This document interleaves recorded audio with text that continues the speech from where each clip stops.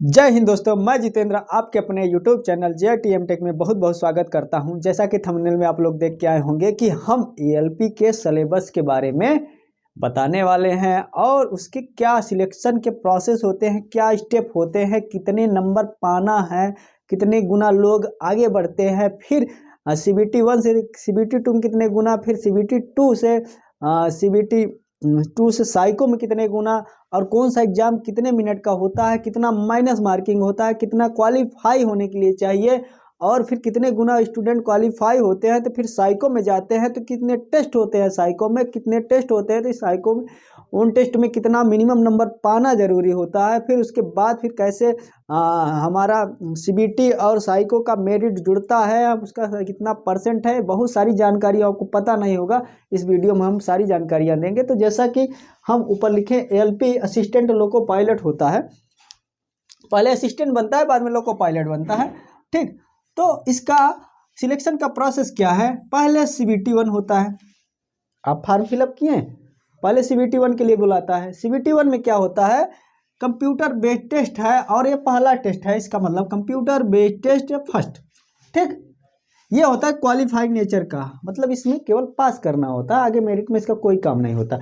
पास करना होता है, मेरिट में भी काम आता है। वो कैसे आता है आप समझिए कि ये 75 क्वेश्चन होता है, 75 क्वेश्चन होते हैं और 75 क्वेश्चन 1/3 माइनस मार्किंग होती है। रेलवे का फंडा रहा है कि हर एक पेपर में 1/3 की माइनस मार्किंग होती है, कोई भी CBT होता है। और ये 75 क्वेश्चन 60 मिनट में हमको करने होते हैं, और ये 60 मिनट हमारे लिए बहुत ज़्यादा इम्पॉर्टेंट होते हैं, क्योंकि इस 15 गुना में, क्योंकि जब आप CBT 1 में क्वालिफाई हो जाएंगे और मेरिट के अकॉर्डिंग 15 गुना स्टूडेंट के अपने कैटेगरी में 15 गुना स्टूडेंट के बीच में आते रहेंगे, उसके अंदर आएंगे, तभी आप आगे बढ़ पाएंगे, नहीं तो आप रुक जाएंगे। तो इसलिए आपको अपनी मेरिट मेंटेन करनी है, क्योंकि पोस्ट के 15 गुना बुलाता है, पोस्ट के 15 गुना बुलाता है, तो आप उस 15 गुना CBT 2 देने के लिए तैयार हैं, लेकिन पहले में ही आप फिसड़ गए, फिसड्डी हो गए तो फिर गए। तो आपको 15 गुना के अंदर आने के लिए आपको अच्छे से तैयारी करनी होगी CBT 1 के लिए। अगर आप CBT 1 के लिए तैयारी नहीं कर पाए तो फिर तो काम गड़बड़ हो गया। आइए हम देखते हैं कि मैथ्स में क्या है, सॉरी इसका सब्जेक्ट देखते हैं क्या क्या आता है। तो देखिए पहला सब्जेक्ट है यहाँ, पहला है मैथ, दूसरा क्या है जनरल इंटेलिजेंस, तीसरा क्या है जनरल साइंस, और चौथा केवल 4 टॉपिक में ये डिवाइड किया है। तो ध्यान से सुनिए, ये रेलवे है और ALP है। तो इतिहास, भूगोल, हिस्ट्री, ज्योग्राफी में मत भिड़िए अगर ALP में जाना है। क्यों, हम आके दिखा रहे हैं कि क्यों। तो मैथ जब पढ़ेंगे तो ये मैथ की टॉपिक सारी दिया है, सिलेबस हम लगा देंगे स्क्रीन पे, सारे टॉपिक्स भी हैं, और उसका PDF हमारा टेलीग्राम चैनल है, JITM टेक चैनल के नाम से है टेलीग्राम चैनल, JITM टेक। इस पे जाएंगे तो PDF आपको मिल जाएगा, किसका, इसके नोटिफिकेशन का 2018, उसी के अकॉर्डिंग हम सारा ये एनालिसिस कर रहे हैं। तो मैथ के 20 क्वेश्चन आते हैं, जनरल इंटेलिजेंस एंड रीजनिंग, बहुत बड़ा महत्व होता है, इसको काफ़ी प्रैक्टिस करिए और अच्छे से प्रैक्टिस करिए। इसमें इसके 25 क्वेश्चन आते हैं। इसके 25 क्वेश्चन क्या हो गए, क्योंकि इसकी कुछ टॉपिक मैथ्स में इन्वॉल्व होती है। जैसे आपका आ गया आयु, ठीक, एज वाले क्वेश्चन इसमें चले गए, कैलेंडर आ गया, पासा आ गया, कुछ कैलकुलेटिंग वाले टॉपिक्स होते हैं मैथ के, इधर आ जाते हैं। तो इसके 25 क्वेश्चन बढ़ गए। तो मैथ और इसके मिला के कुल हो गया 45। उसके बाद जनरल साइंस में फिजिक्स भी रहती, केमिस्ट्री भी रहती, मैथ, ये फर्स्ट वाले में तीनों साइंस रहेगी, बेसिक जो हाई स्कूल लेवल की होती है। CBT 2 में भी साइंस है, जनरल साइंस है, लेकिन वो ये साइंस उसमें केमिस्ट्री बायोलॉजी कट, केवल फिजिक्स, क्योंकि इंजीनियर केमिस्ट्री और बायोलॉजी नहीं पढ़ता, इंजीनियर फिजिक्स पढ़ता है, फिजिक्स के सारे फार्मूले पढ़ता है, उनका डेरिवेशन पढ़ता है, फिर उसमें क्या रिसर्च है वो सारी चीज़ें पढ़ता है। तो और करंट अफेयर से रिलेटेड जनरल अवेयरनेस,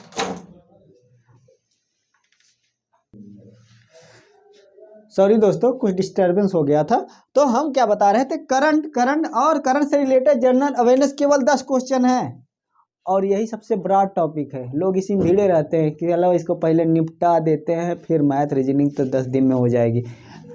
अरे पगलो, 20 और 25, 45 इस पे भिड़ो। इस पे भिड़ने से कोई फायदा नहीं है, मर जाओगे पढ़ते पढ़ते, टॉपिक फंसती नहीं।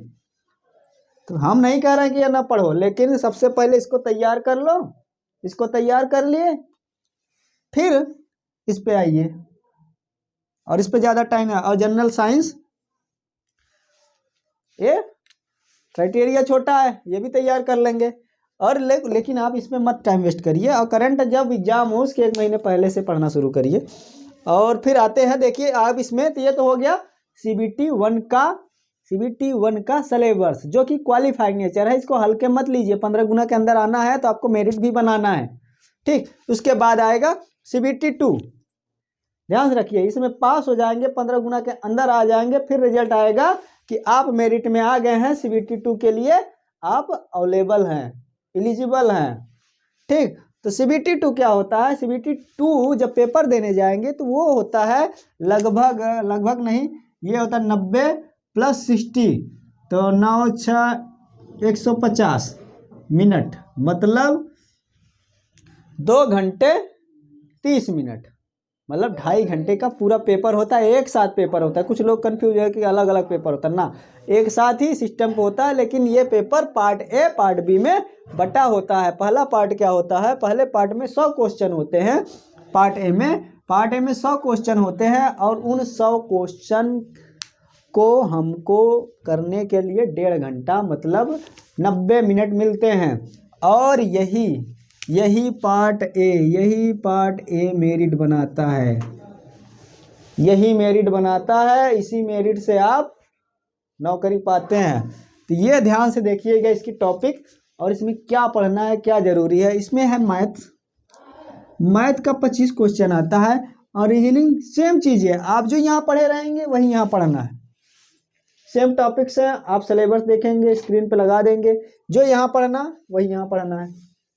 25 क्वेश्चन जनरल इंटेलिजेंस और रीजनिंग, 25 मैथ, यहाँ बढ़ गए दोनों में क्योंकि 100 क्वेश्चन है, तो 25। उसके बाद बेसिक साइंस का जब चैप्टर देखेंगे सिलेबस में, तो 10 चैप्टर इसके हैं, और इंजीनियरिंग ड्राइंग, ठीक, इंजीनियरिंग ड्राइंग के कितने 6 चैप्टर हैं। तो ये बेसिक साइंस के जब चैप्टर देखेंगे तो इसमें सारे चैप्टर किसके होंगे, फिजिक्स, ना कि केमिस्ट्री ना बायोलॉजी, किसके होंगे, फिजिक्स के होंगे, जिसकी हम तैयारी बहुत अच्छे से कराएंगे। आप अगर वीडियो देखते रहेंगे तो बीच बीच में हम अच्छे खासे कॉन्सेप्ट फिजिक्स के लाएंगे, और वो सारे जो एग्जाम में आए हुए क्वेश्चन है उसी से रिलेटेड आपका पूरा थ्योरी भी होगा। चलिए, उसके बाद करंट आधारित जनरल अवेयरनेस, उसमें सीधे लिखे हुए जो करंट में घटना होती है। जैसे करंट में कहीं कुछ खुदाई हो रहा है, कुछ मिल गया तो आ गया करंट में, फिर खुदाई में उसका हिस्ट्री पूछ लिया, तो उससे आधारित घटना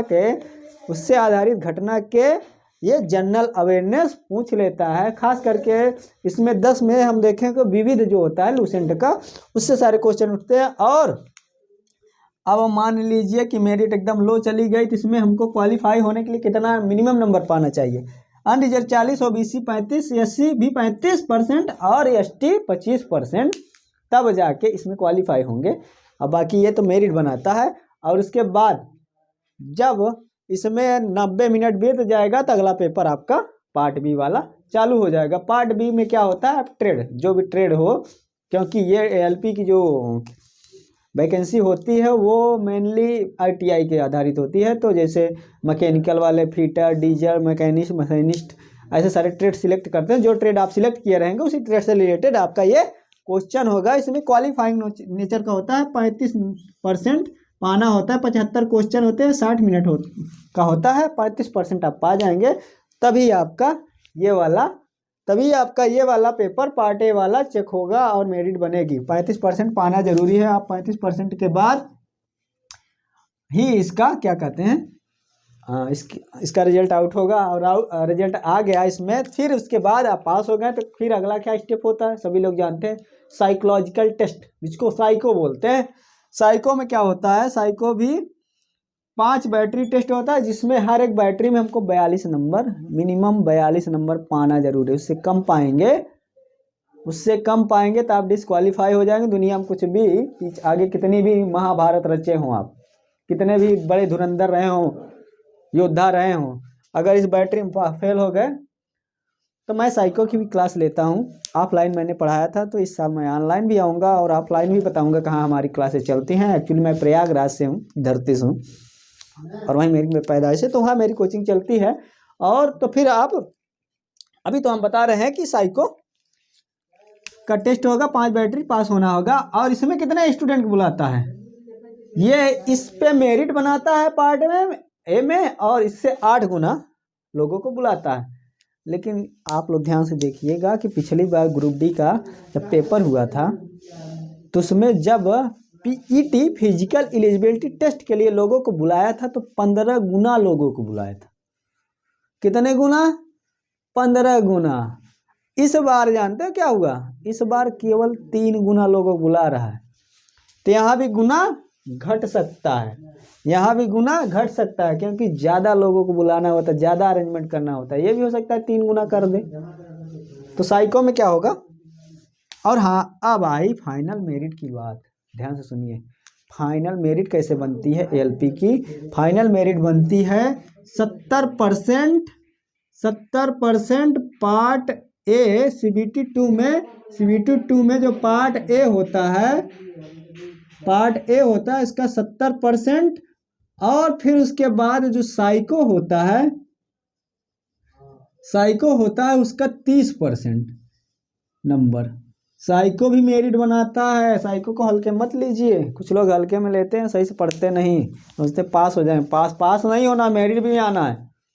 साइको भी इधर आप पीछे रहेंगे पार्ट ए में, थोड़ा साइको में खींच देंगे, काम बन जाएगा। 30% बहुत होता है, तो साइको भी मेरिट। तो साइको का पार्ट ए, साइको का 30% और part A CBT 2 part A का जो मेरिट बनाता है उसका 70% लिया जाता है। ठीक है, तो ये सारी बातें हैं। और हम वीडियो अभी इस चैनल पे सारे जितने भी सिलेबस हैं, इसके जितने भी टॉपिक्स हैं, जितने भी सारे सब्जेक्ट हैं, उसकी वीडियो बड़ी अच्छे से डालेंगे। साइंस बहुत अच्छा पढ़ा लेते हैं, और मैथ रीजनिंग भी ठीक ही है, अच्छी है। और हम लोग कंपटीटर रह चुके हैं और सारे एग्जाम दे चुके हैं, क्वालिफाई भी हुए हैं। तो आप लोग अगर वीडियो अच्छी लगी हो तो लाइक करिए, सब्सक्राइब भी कर लीजिए चैनल बने रहने के लिए, और लोगों को शेयर भी करिए। और इसी के साथ मैं वीडियो ख़त्म करता हूँ। बहुत बहुत धन्यवाद। जय हिंद।